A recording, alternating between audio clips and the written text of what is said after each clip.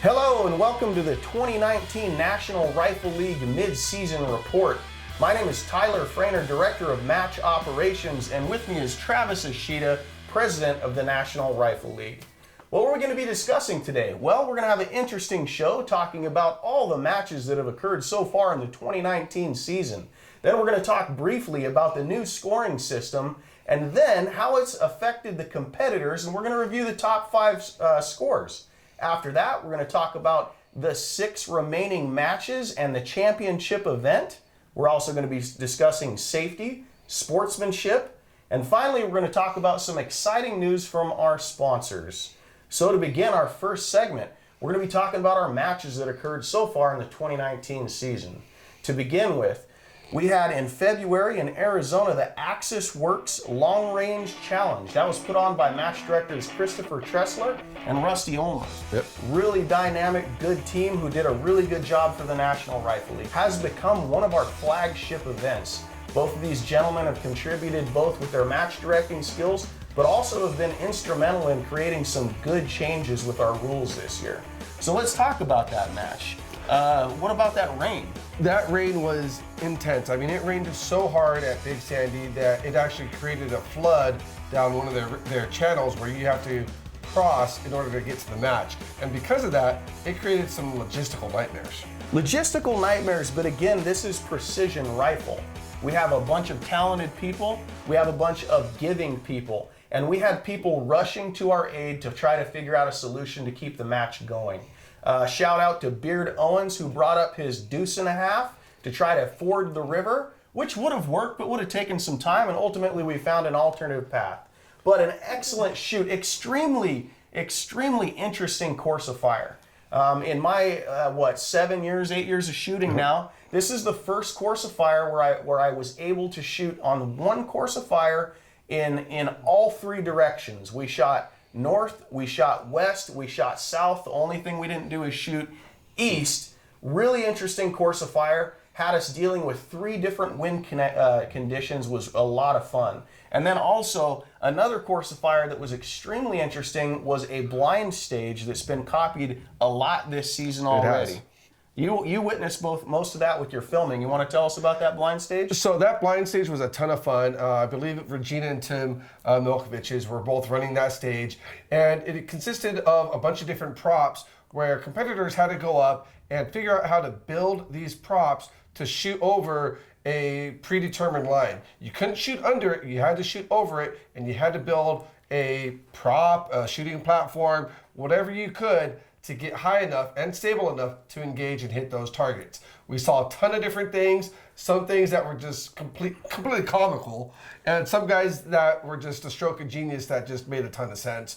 But it was definitely a fun stage to see how everybody would conquer that obstacle. And you know, match directors have really come up with a true, unique, challenging individual course of fire when in only one season we've seen it mimicked by at least 3 other shoots. So hats off to you gentlemen. Appreciate everything that you do for us every year. So that was Arizona. Next, after Arizona, we traveled out to Texas. This was our first time in Texas. We're at the Rifles Only match hosted by Jacob and Lisa Bynum. And these 2 are legends in the sport. So the fact of us being able to get them to be a part of the NRL this year and go down there and check out that Southern Texas hospitality was truly awesome. We drove all the way out there from California. We got to their facility, and their facility is top notch. It's beautiful. I mean, they have everything from obviously a shooting range to a landing strip for their airplane to a on-site distillery for their rum. And it was just a ton of fun. Great people. We met a lot of people that we hadn't previously met in the past couple of years in the NRL. So it was a great time. Course of fire, very unique. Jacob always has some very unique stages. This year he did drop the pistol because he wanted to keep it truly just a rifle match, being his first time with the NRL. We appreciate that. But he did bring back his helicopter. His helicopter stage, we weren't flying in it. It was a disassembled helicopter prop where you had to shoot from inside, I guess, the main cabin doors. I don't know really the parts of a helicopter, but it was a ton of fun. One of the stages that I really liked, I forget the name of it, but it was the rope and dope, I think, stage where shooters had to shoot through a 550 cord that was tied to a fence, and that created a lot of challenges for a lot of people because there's several different ways to attack it. But it was a ton of fun. Jacob and his team were super hospitable. Morgan Lampert, won his first NRL match there. It was great. I had no idea who he was, and I was just ecstatic that somebody new to the NRL went home with a big W at Rifles Only, because that was a fun match. Very cool. So very cool. Sad that I had to miss this match this year. I've already made it to 5, which is pretty good when you have a full-time job as a fire captain. But I really love the Bynums. I think anybody that knows anything about precision rifle shooting knows that the Bynums have been instrumental in setting up this sport. And we appreciate and feel a huge credit that you're a part of our organization. Thank you, Jacob and Lisa. Yes, absolutely. All right, so next after that we had the Bighorn. All right, so the Bighorn Steel Challenge was exactly that. It was a challenge. This was our second year back to Nebraska, and this was, I want to say it was a ton of fun, because it was a ton of fun, but at the same time, it was a miserable ton of fun. And only if you were there would you understand that. And what I'm referring to is the weather. The weather made it so miserable for us California kids that we were up there layered upon layered upon layered. And even some of the guys out there were, just amazed at how cold it was still at that time. The ground was frozen, there was snow, there was ice, there was mud, there was slush. The sun broke through, and that's just the weather. The Course of Fire was a ton of fun. It was challenging, a true field style match. Probably one of my favorite stages that we were able to watch was a tree stage where you had 5, I believe it was 4 or 5 different shooting positions, and you had to conquer those. And you went from high to low to high to low, and it was just a ton of fun seeing how different people from different parts of the U.S. attacked that stage, because it could be done in several different ways, and it was awesome. There was also a good group of young guns there. We had, I think, 3 or 4 young guns, maybe more, that were there, and they all shot phenomenally well and did a great job. So I was super proud of our young guns at that match. So the next shoot we had was in March, the Gem State Standoff, brought to us by Nate Lauerman and Seth Howard. This is a really special match to the National Rifle League. These guys put on our inaugural shoot in 2017. We liked it so much, we asked them to be the championship match in 2018. It's just a special place for us. A special Course of Fire in a beautiful location. From a competitor standpoint, I would like to call this a field match. But really, truly, it is not a field match. It's kind of a barricade match. It's a little bit of both. But it's not a barricade match because it's a field match. Right? And you're shooting back and boulders. There is some man-made barricades, but you're almost never shooting off of your belly because they have such an interesting Course of Fire. Shooting in that canyonous bowl on day 1 and then at the bottom of the bowl on day 2, it's just a unique experience that's difficult to classify. Again, these gentlemen have just, and the ROs at that match as well, have really just set the tone for what our traditions for the National Rifle League has been. Hats off to them. Again, another fantastic show put on by the boys in Idaho, and we really appreciate you guys. And this was actually Seth Howard's first time co-match directing with Nate. And I think Seth did a phenomenal job. I believe it was his brother-in-law or brother, something of that nature, as a family member, someone close to him that came out for the match and catered the match. Great food, great atmosphere, always a ton of fun. The Course of Fire, if you guys haven't shot this match, this needs to be one of the matches that you guys attend. If you can't do any other match, this is one that I think you guys would truly enjoy just because of its uniqueness and its heritage to us. Yeah, and I like Seth. Seth's a good guy. He seems to be able to rapidly put together a bunch of different facial hairstyles, which I'm very envious of. And also, he's got mad jokes. While wearing my tactical Elmer Fudd outfit, he said that I probably was really attractive to lesbians in Subarus, which I think is cool. And if you would have saw him, he actually came up to me at the last match I saw him at. I can't remember what it was. I apologize. He came up to me, shook my hand, said hello, and I was like, "Hey, what's up?" And I knew I recognized him, but I didn't know where from, because he shaved his damn face. He's got a baby face now. So I didn't hear. He's all, "It's Seth, bro." I was like, "What?" He's all, I was like, oh my God, bro. Tricks, game, beautiful man, beautiful match. Yes. Next up on the docket in April, Silent Night in Oklahoma, put on by Justin Watts. Justin Watts has proved himself to not only be a top-level MD, but also a top-level shooter. Yes. Is performing at extremely high levels. Now, if you've not had the experience of shooting a night match before, I highly recommend it. In Sin City Precision, we actually put on an annual night match. I believe that you attended one.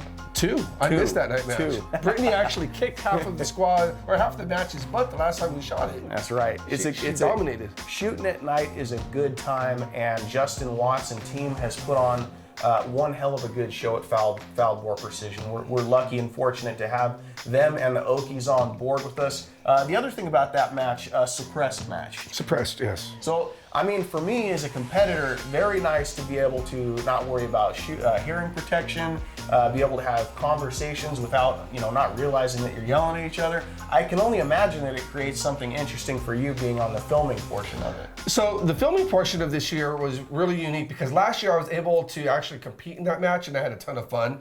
This year I was behind the camera with my crew.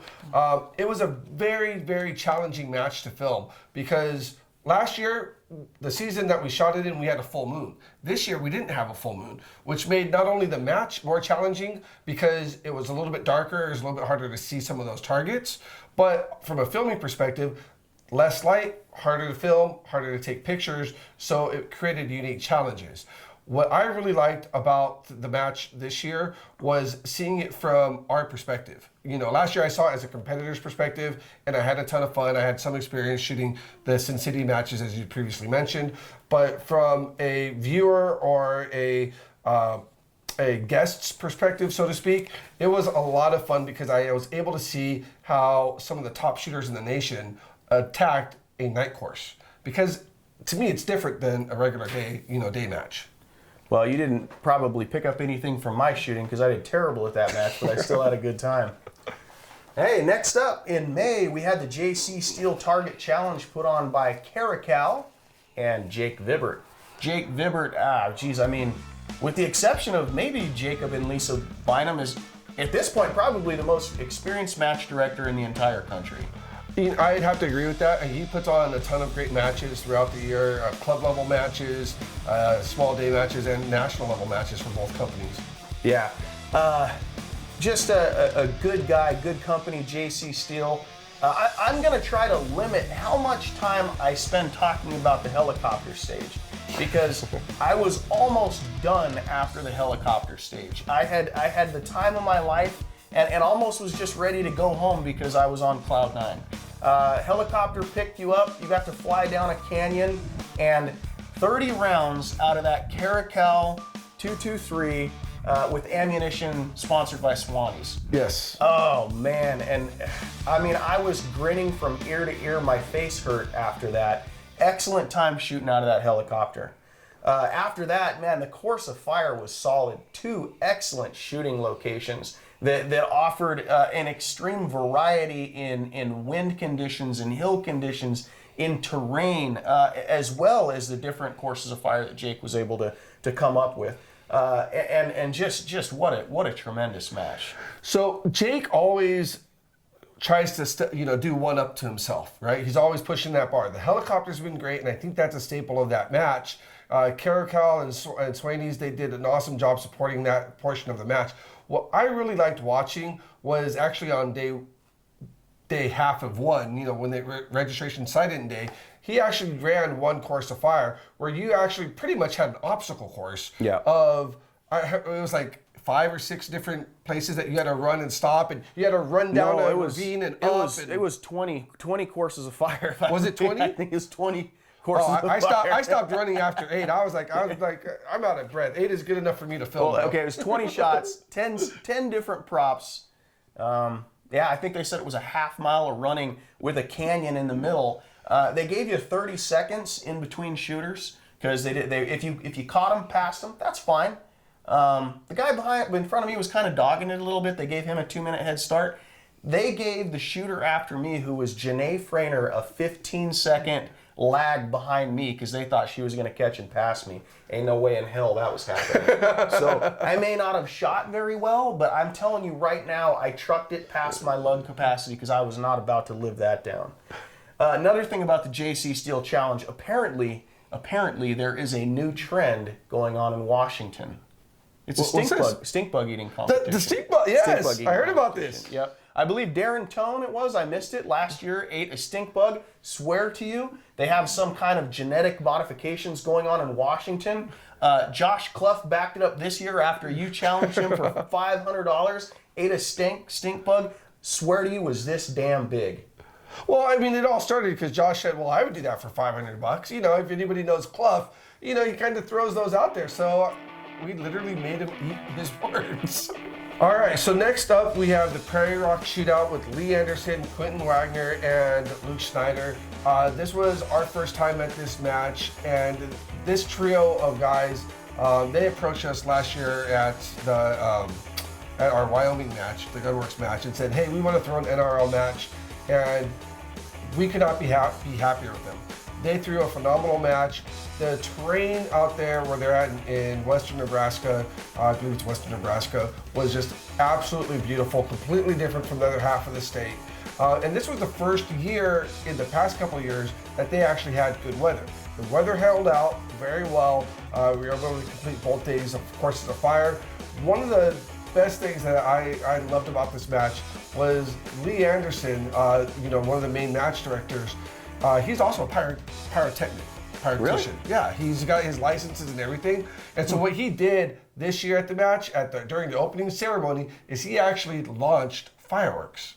So he gave us a cool fireworks show to start off and kick off the match, and it was a ton of fun. Now, not only was that great, but the Course of Fire was stunning. I didn't know that they had terrain like this, you know, out there.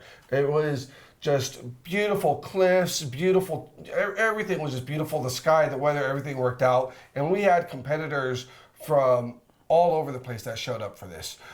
It was a ton of fun. The Course of Fire was challenging. You shot off of natural terrain. It was a field style match. You shot off fence posts. You shot off of a ton of different obstacles that were just a lot of fun. It's one of those matches that we filmed. I didn't have the opportunity to shoot, but I hope next year when we go back, I will have the opportunity to shoot that match. You know, this year when we took that match on, rather legendary match, formerly known as Battle of the Breakneck, I've always heard tremendous things about that match. So honored that we were able to get them as part of the docket this year, and it was one match that I said I was going to have to go to, and then guess what? Didn't happen. Next year. Maybe next year I can shoot it and you can film? Yeah, if you want the film to turn out really bad. We'll figure it out. All right. All right. Next up, the Vortex Rampage, Mr. Jim C. All right, so this was a very cool match. Jim C put this on out in Iowa. Jim is known for having really, really good Courses of Fire. Again, this was on a ranch farm type deal, so open lanes, very technical Course of Fire. It was a lot of fun. Again, a lot of young guns out at this match. His son was able to shoot this match as well. I can't say enough about the people out there. Great food. The competitors were super friendly. I don't know. It's just one of those matches that, you know, besides Jim, so anybody that knows Jim, he's not tech savvy. So besides the technical issues with practice score and getting things, you know, getting him over to technology, I don't know what he could have done better to make this match go any smoother or any different. And the crazy thing about this is, for the most part, Jim does this all by himself. There's no co-match director. He has a great staff of ROs. The ROs were really cool and professional. But, I mean, this was, a one-man show, minus, you know, our little bit of help with running practice score and getting that set up. He did it all himself. Yeah, pretty cool. Jim C's a good guy. I've known him for a long time. I think the first time I hung out with Jim C was at a championship match in 2012. We were both stuck at an airport, met his wife. Just a super nice guy, super good shooter. And it's really evidenced with us bringing on the Border Wars this year, and the competitors and the match directors in that region that believe in Jim C. And it's because of the man that he is, and we're fortunate to have him be a part of our team. Next up was Dog Valley Precision Challenge put on by Cole Kornberg. Again, another third-year match. Again, solid shooting match from Cole Kornberg. Has again become one of our flagship events. Cole does a fantastic job. He's pushing the envelope. He's coming up with new ideas. He does a good job. He does. I like Cole. I like Cole's event. I like the range officers that they bring in Utah. Utah, by the way, has just really grown. I mean, not 3-4 years ago, there was not very many precision rifle shooters in Utah, and now I think that it's one of the largest shooting bases in the entire United States. It is. And talented shooters as well. It is. So and that's not only in centerfire, but in rimfire. Oh yeah, rimfire, NRL 22. Oh my God. The best of the who's are from just that little valley, the Provo Valley. Yep, it's insane. And we actually had a couple of the 22 guys transfer over. Jim Cannon, for instance, this was his first national level 2-day match, if I'm correct. I believe that's so. And he did that because of how much fun he was having in the NRL 22. Yeah, that's pretty He cool. wanted to experience something else. Good shooter, good competitor. Great match, great event. You know, I got to talk a little bit about the community get-together with Cole Kornberg. First off, I thought it was great. I thought it was fantastic. We had a get-together at the RV park, which was in a beautiful location. Yep. We had a bunch of games going on. We had a bunch of drinking going on. We had a bunch of good times going on. But in Las Vegas, they have something. It's called a bad beat. It's when you play cards. You get a hell of a hand. You play it. You put your heart and soul into that hand, and you get beat. Last 2 years in a row, Cole, I got a bad beat in the karaoke contest. I was looking for year 3. I was looking for my winnings. I was looking for that $200. Then you got jerked out from underneath it. So I know it's not your fault. I'm never gonna forget it though. Well, sometimes we're better off just where we are. What's next? Next, after that, we ended up in New Mexico. And New Mexico was our last match before we started filming this. Dusty Brickster, Scotty Freeline, those guys did a phenomenal job. The facility was drop dead gorgeous. All natural terrain. You went from forest and rocks one day to more canyon rocks the second day. It made filming and photography a little bit difficult because shooting positions were in such rugged terrain that besides the shooter and the RO, you couldn't really fit much more in there to be able to film and get great footage. But Nick, our guy behind the camera and editor, I'm sure he's going to make something happen, and it's going to be phenomenal. Besides that, they did a standout job. Food was great. First day, second day, the food was great. Award ceremony was actually held at a winery, which was phenomenal. And some of the best ROs, arguably the best ROs at a match to date. And the reason I say that is those New Mexico boys, I mean, they can see things that I didn't even think were there. I mean, it's just their ability to spot and their ability to make calls and their no BS attitude of making sure that all the rules and safety and everything is followed was spot on. So it was a terrific match. Because it was at a winery, I was lucky enough to bring a nice little present home for my wife, a couple bottles of wine. So that was an added bonus since I didn't get to see her most of the month.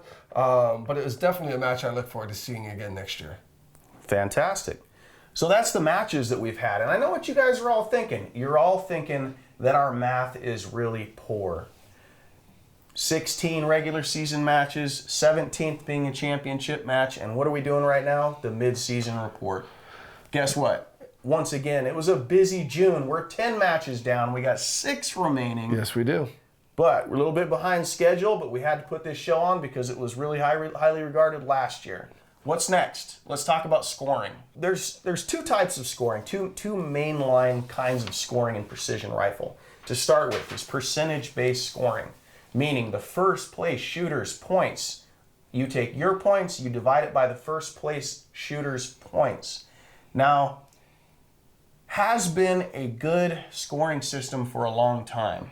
Unfortunately, we've seen trends in some shoots, fortunately no NRL shoots, trends that people show up and almost everybody walks away with 90 points. Right. And what it did, in our opinion, is it really kind of degraded the competitive nature in precision rifle shooting. However, out west here, we got heavy winds, and we have a couple of freaks of nature.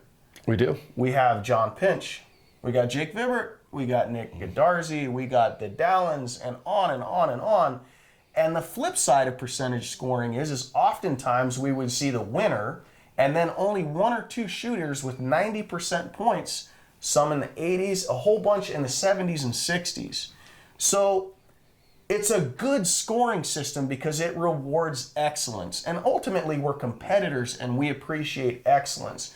But it can be either manipulated or by these freaks of nature can make a shoot almost inconsequential when it comes to series points. Correct. Has been a long-standing issue of debate. Vu Pham, as of, 2014, proposed an alternative scoring system known as placement scoring.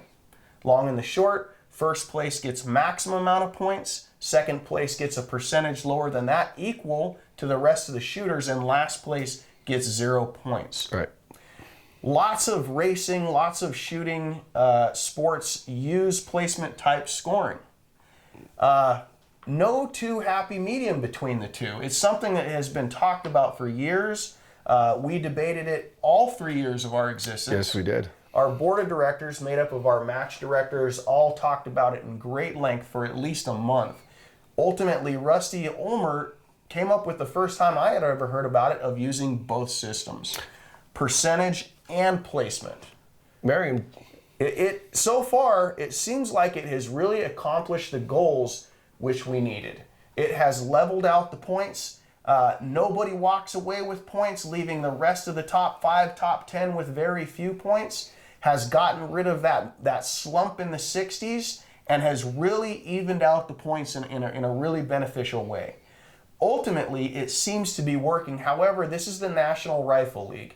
We listen to our board of directors. Our board of directors are our match directors. Our match directors listen to their shooters. Yes, sir. At the end of the year, we'll see ultimately if it has achieved all the goals that we think it has. And so far, after looking at the scoring, it really appears that it has. But again, we are an evolving sport. We are an evolving league. And we listen to our board of directors who ultimately listen to their shooters. So we'll see how it shapes out for 2020. But so far through these first 10, I think this new system of scoring has worked out quite well.